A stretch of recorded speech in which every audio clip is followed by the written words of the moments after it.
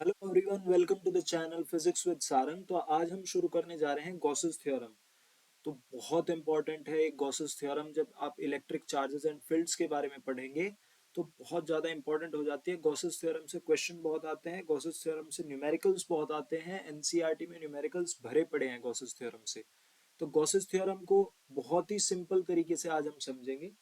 तो Gauss's theorem हमें क्या बताता है, आज हम उससे शुरू करते हैं कि ये जो थ्योरम होती है वो हमें एक रिलेशनशिप देती है टोटल फ्लक्स के बीच में। फ्लक्स हमारा क्या होता है? फ्लक्स होता है total number of electric field lines passing through the surface, है ना। तो जो टोटल फ्लक्स होता है और जो आपका किसी भी क्लोज्ड सरफेस से पास कर रहा है उसके बीच में, और नेट चार्ज जो सरफेस के अंदर एनक्लोज्ड है उसके बीच में आपको रिलेशन देता है। यानी कि किस किस के बीच में रिलेशन देता है? रिलेशन बिटवीन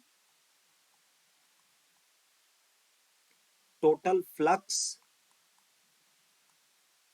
एक यहाँ पे बहुत इंपॉर्टेंट बात आ जाती है, through closed surface.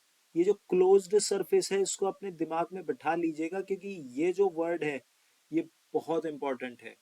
Through close surfaces and total charge या नेट चार्ज आप कह सकते हैं इनसाइड इट। ठीक है।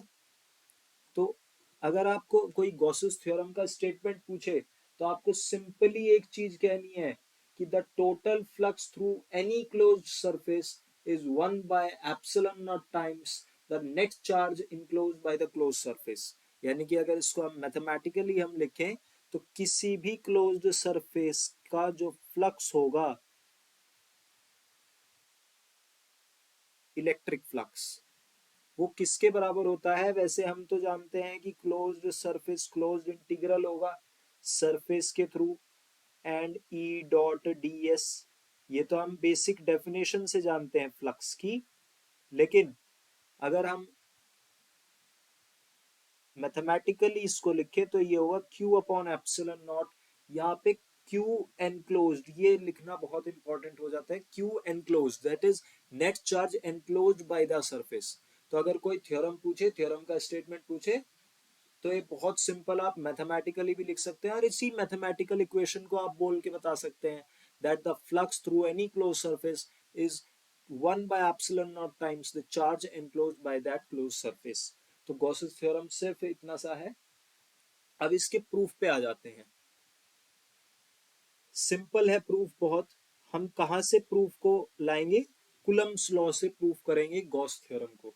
प्रूफ कैसे होगा?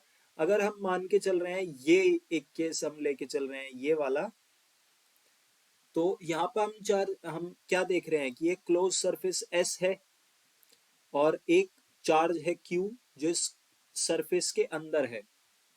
तो अगर हम देखते हैं कोई स्मॉल एलिमेंट डीएस, तो किसी भी पॉइंट देखिए, अगर कोई भी देखिए ये रेडियल है, हर जगह से इसका सरफेस का डिस्टेंस कितना है? इसके रेडियस के बराबर है। यानी कि ये रेडियल कॉन्फ़िगरेशन है, दैट इज हर जगह हर पॉइंट पर फील्ड क्या होगा? सेम होगा, क्योंकि चार्ज सेम है अंदर।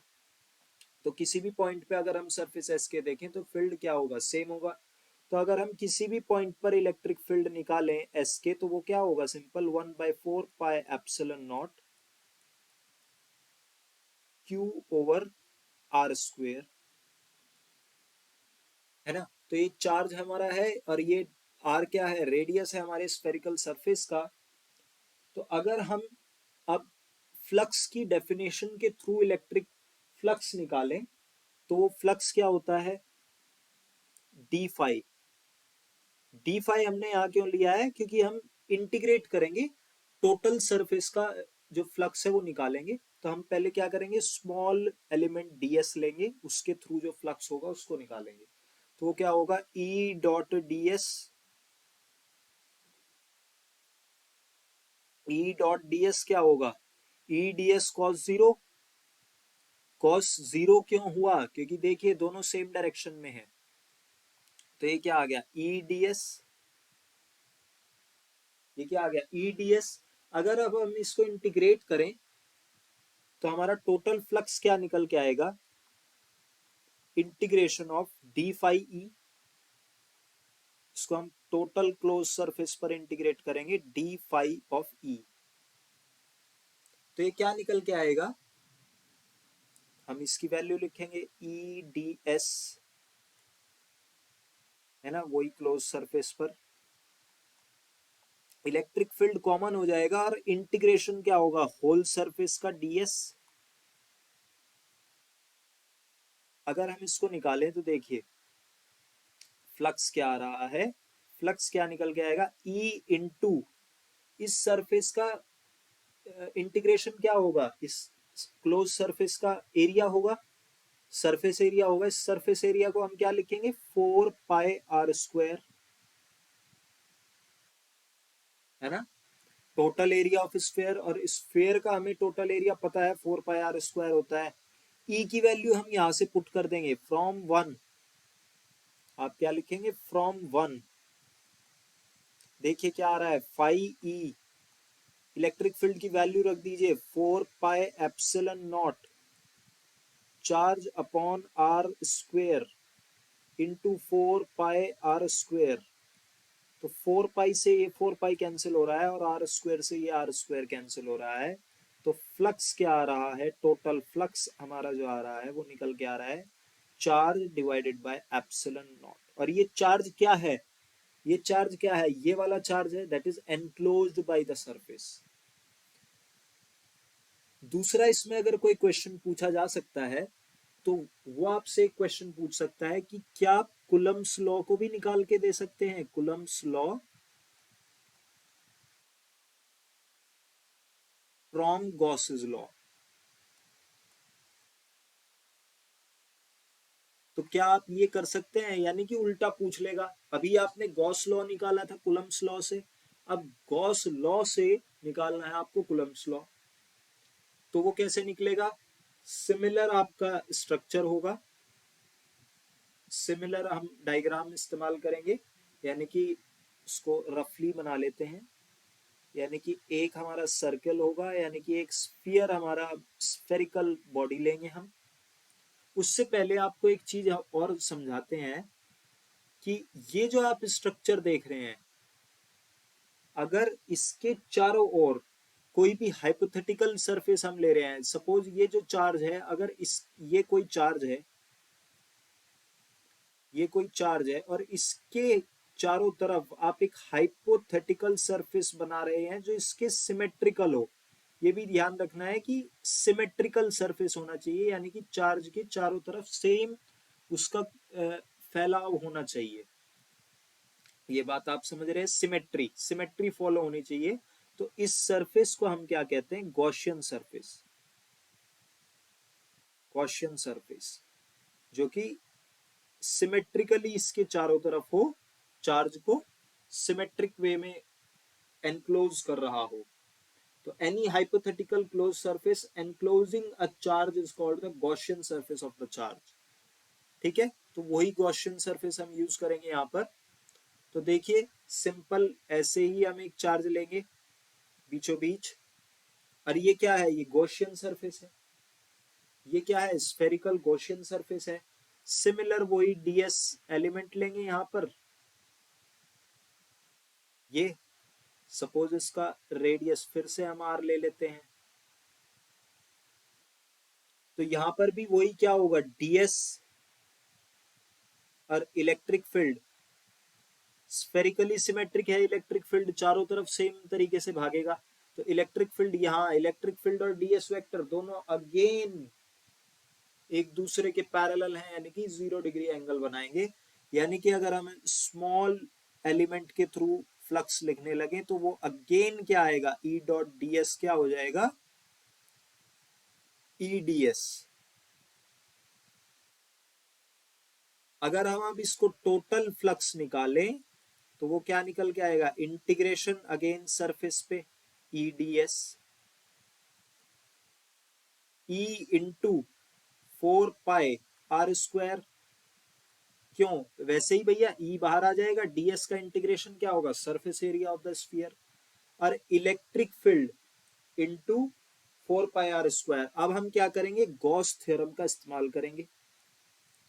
गॉस थ्योरम, गॉस थ्योरम क्या कहती है कि जो फ्लक्स होगा, नेट फ्लक्स होगा, वो किसके बराबर होगा, charge enclose divided by epsilon not. यही फ्लक्स फ्रॉम 1 एंड 2, ये जो 1 एंड 2 हमने इक्वेशन देखी है, देखिए यहाँ पर भी फाई है, यहाँ पर भी फाई है, यानी कि ये वाली साइड्स इक्वल है फ्रॉम 1 एंड 2। आपको क्या मिल रहा है, E into 4 pi are square is equal to Q upon epsilon naught. तो यहां से इलेक्ट्रिक फील्ड क्या निकल के आ रहा है, charge divided by 4 pi epsilon naught into r square. और यही क्या है इलेक्ट्रिक फील्ड का, कुलम्स लॉ में ऐसे ही तो लिखते हैं। अगर आपको कुलम्स लॉ फोर्स वाला निकालना है, इंटू चार्ज कर लीजिए, इंटू क्यू नॉट कर लीजिए। तो यहाँ से क्या निकल के आ रहा है, कुलम्स लॉ निकल के आ रहा है। तो कुलम्स लॉ गॉस लॉ से बहुत आसानी से आ सकता है, और गॉस लॉ कुलम्स लॉ से बहुत आसानी से आ सकता है। तो ये दोनों प्रूफ आपसे डायरेक्ट पूछे जा सकते हैं, बहुत आसानी से आप कर सकते हैं। अब अगर आपसे एनसीईआरटी क्वेश्चन करने को कहा जाए तो आप बहुत आराम से कर सकते हैं गॉस लॉ का इस्तेमाल करके। तो वो कैसे होगा, जैसे ये एग्जाम्पल है, एग्जाम्पल नंबर 12 एनसीईआरटी का। तो ये बहुत ही धांसू क्वेश्चन है जो आपसे पूछा जा सकता है, और बहुत ही अच्छा क्वेश्चन ये है। और इसको अब हम करेंगे, लेकिन जब हम अगर इसको हम कुलम्स लॉ के थ्रू करें तो ये बहुत लंबा जाएगा। लेकिन गॉस लॉ क्या करता है, क्वेश्चन को इजी बना देता है। तो क्वेश्चन को अब हम करेंगे बाय गॉस लॉ। और गॉस लॉ से अब हम क्या करेंगे, देखिए क्वेश्चन पहले हम पढ़ते हैं कि an electric field is uniform and in the positive x direction for positive x. यानी कि देखिए ये क्या है, ये ओरिजिन है, इसको समझिएगा। ये क्या है, ये ओरिजिन है, दैट इज 0 0, ये ओरिजिन है। तो यानी कि जब पॉजिटिव एक्स डायरेक्शन में होगा तो इलेक्ट्रिक फील्ड क्या होगा, पॉजिटिव एक्स डायरेक्शन में होगा। और जब नेगेटिव एक्स डायरेक्शन में हम जाएंगे तो electric field negative x direction में ही चला जाएगा। ये बात आपको समझ में आ रही है। अब कहा है right circular cylinder of length 20 centimetre, इसकी लेंथ दी है 20 सेंटीमीटर और रेडियस क्या दिया है, 5 सेंटीमीटर दिया है। Has its center at the origin and its axis along the x-axis so that one face is at x equal to plus 10 and other is at x equal to minus 10. What is the net outward flux through each flat surface? Flat surface से इसका क्या मतलब है, ये क्या है, flat surface है, ये फ्लैट सरफेसेस हैं। अब फ्लैट सरफेसेस पे अब हम देखते हैं, देखिए जब हम फ्लैट सरफेस पे देखते हैं, फ्लैट सरफेस ऑन लेफ्ट, तो देखिए लेफ्ट साइड में इलेक्ट्रिक फील्ड, ये हमारी लेफ्ट साइड है, ये वाली।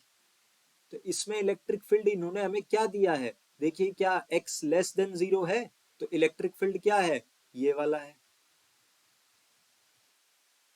That electric field is 200 negative of 200 i cap, ये इलेक्ट्रिक फील्ड है।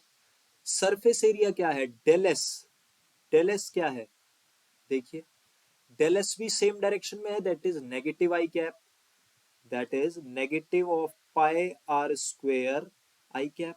सरफेस एरिया ये है, नेगेटिव इसलिए लिया है क्योंकि सेम डायरेक्शन, इसी डायरेक्शन में बैठेगा ये भी। तो negative of pi into r क्या है, 0.05, 0.05 स्क्वेयर इंटू आई कैप। तो ये क्या निकल के आ रहा है, प्लस, नहीं या फिर इसको अभी ऐसे ही रहने देते हैं। देखिए अब हम क्या करते हैं, फ्लक्स निकालते हैं, सिंपल फ्लक्स क्या होगा, ई डॉट डेल एस। तो ये तो सिंपल हो रहा है भैया, नेगेटिव 200, देखिए ये नेगेटिव 200, ये नेगेटिव, तो ये पॉजिटिव हो जाएगा। 200 into pi into 0.05 whole square into i cap dot i cap. ये बात याद रखना, देखिए i cap dot i cap क्या हो जाएगा, 1 हो जाएगा। J cap dot j cap भी ऐसे ही 1 होता है, के कैप डॉट के कैप भी 1 होता है। तो ये डॉट प्रोडक्ट की प्रॉपर्टी है एक, ये बात आपको याद रखनी है कि लाइक वेक्टर्स का डॉट प्रोडक्ट हमेशा 1 होता है, ये आपको याद रखना है। तो ये क्या आ रहा है, प्लस ऑफ 1.57। जब आप इसको कैलकुलेट करेंगे तो ये निकल के आएगा न्यूटन मीटर स्क्वायर पर कूलम। तो ये 5 ऑन द लेफ्ट। ऐसे ही अगर आप राइट में देखें तो राइट में देखिए, राइट में क्या आएगा, इलेक्ट्रिक फील्ड क्या है, देखिए राइट में एक्स पॉजिटिव है तो हम हमारा फील्ड क्या होगा, ये वाला होगा। तो इलेक्ट्रिक फील्ड क्या होगा, 200 आई कैप। ऐसे ही डेल एस क्या होगा, plus pi are square I cap, यानी कि सेम क्या आएगा, plus pi into 0.05 whole square I cap.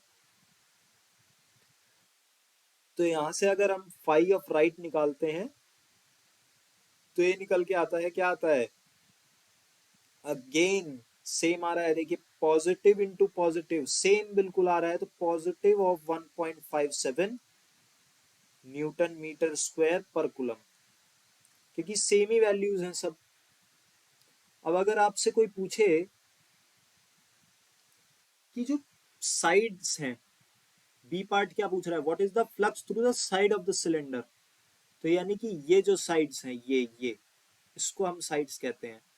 तो यहाँ पे तो आप देख रहे हैं डेल एस ऐसे है और डेली या ई ऐसे है, यानी कि एंगल क्या बन रहा है, थीटा क्या होगा, 90 डिग्री। यानी कि अगर बी पार्ट देखा जाए तो बी पार्ट में हम देख रहे हैं कि electric field is perpendicular to the del S vector.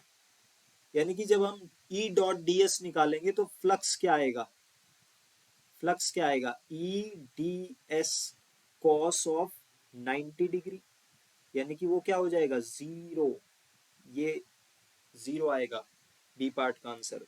सी वो पूछ रहा है what is the net outward flux through the cylinder, यानी कि नेट फ्लक्स पूछ रहा है। तो इसमें हम क्या कर देंगे, अगर हम इसको साइड्स लिख दें तो flux is equal to flux L flux R plus flux S. तो हम सारे जो फ्लक्स हैं फ्लैट सरफेसेस के और कर्व्ड सरफेसेस के सबको ऐड कर देंगे। तो 1.57 प्लस 1.57 प्लस 0 क्या देगा, 3.14 न्यूटन मीटर स्क्वायर पर कूलम। और अगर डी पार्ट वो पूछता है, डी पार्ट पूछ रहा है नेट चार्ज बताइए, तो हमें नेट फ्लक्स पता चल गया है, और नेट फ्लक्स किसके बराबर होता है, Q divided by epsilon naught, यानी कि Q की is equal to epsilon naught times flux. Epsilon naught की वैल्यू ये याद रखिएगा 8.85 इंटू 10⁻⁻12 निकल के आएगी, इनटू फाइव की वैल्यू डाल दीजिए 3.14, तो ये क्या निकल के आ रहा है 2.78 इंटू 10⁻⁻11 कूलम। तो ये आपका क्वेश्चन था। देखिए गॉस लॉ लगाया, सिंपल था, बहुत ही आसानी से हो गया। अगर आप इसको कुलम्स लॉ से करने जाएंगे तो बहुत टाइम लेगा। तो गॉस लॉ किस लिए बना है, हमारी हेल्प के लिए बना है। अगला क्वेश्चन देखते हैं। अगला क्वेश्चन क्या कह रहा था, इलेक्ट्रिक फील्ड कंपोनेंट्स। ये भी आपका एनसीईआरटी का एग्जांपल है, 11th एग्जांपल है। तो electric field components in figure 1.27 R E x, हमें ई एक्स दिया है, दैट इज फील्ड सिर्फ एक्स डायरेक्शन में है, ये बात आपको याद रखनी है। इसको मैं रेड से कर देता हूं जिससे सही दिखाई दे। फील्ड सिर्फ एक्स डायरेक्शन में है, ये बात आपको याद रखनी है। ई वाई ई जेड में क्या है, जीरो है। ई वाई ई जेड में क्या है, जीरो है। तो अल्फा की वैल्यू दी है, calculate the flux through the cube, पहला पार्ट पूछ रहा है, और the charge with in the cube. तो बहुत ही सिंपल है, ए की वैल्यू आपको दी है, तो करके देखते हैं इसको, इसका सॉल्यूशन करते हैं।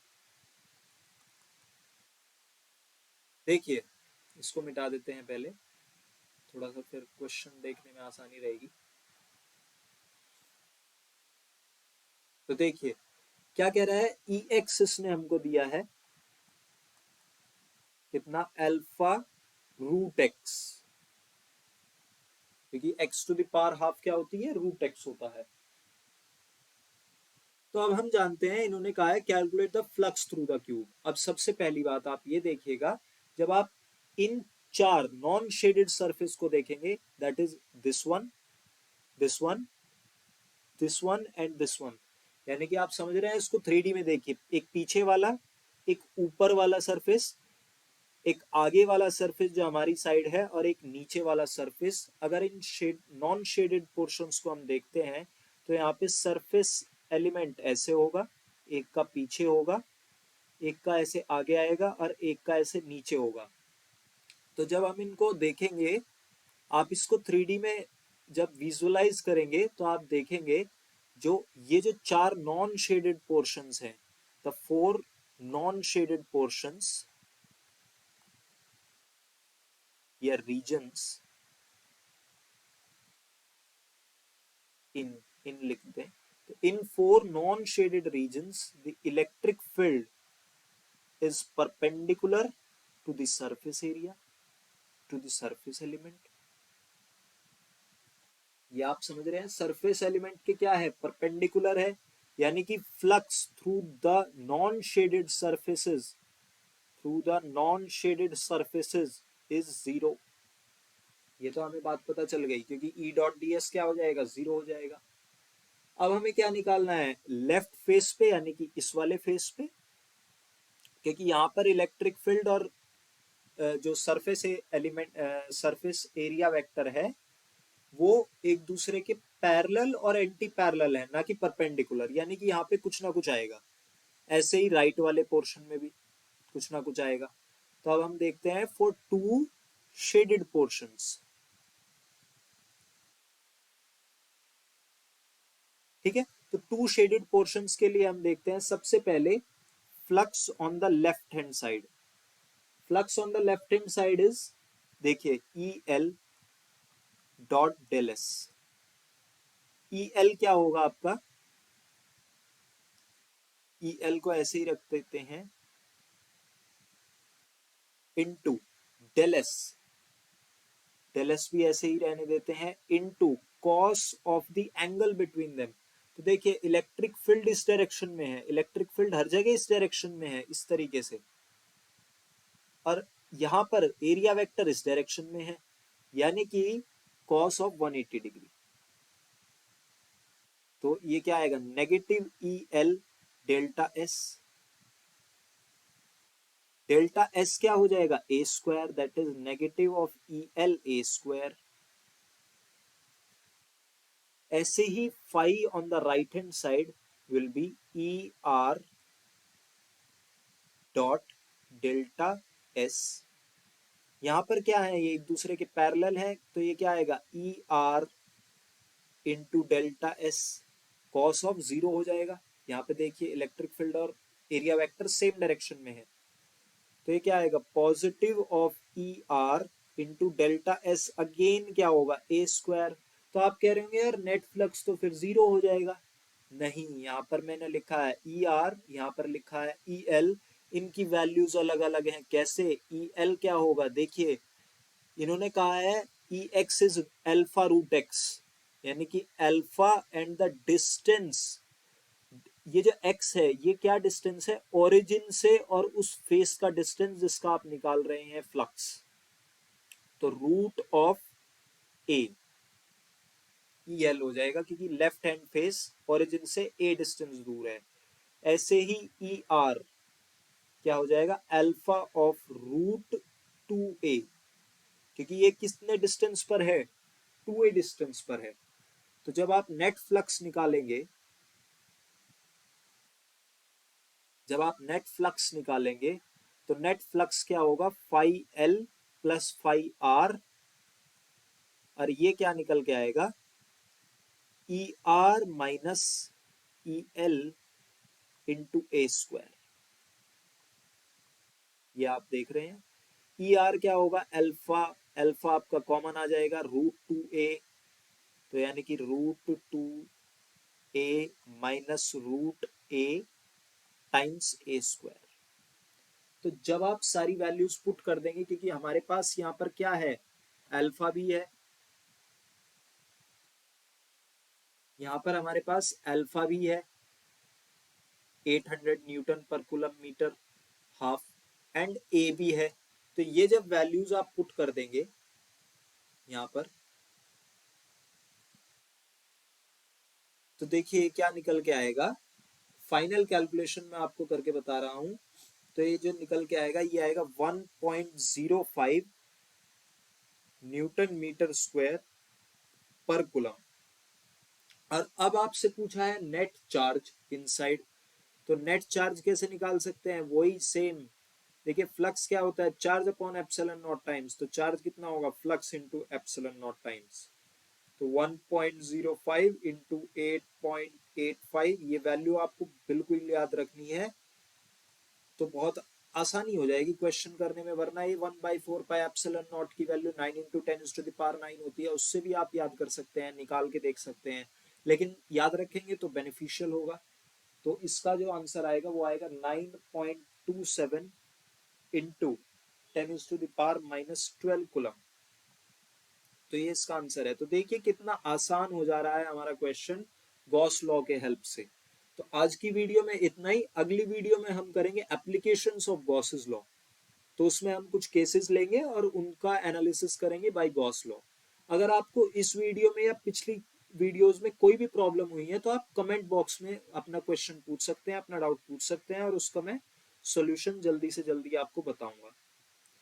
तो मिलते हैं नेक्स्ट वीडियो में। Till then subscribe the channel, like the video. Thank you so much.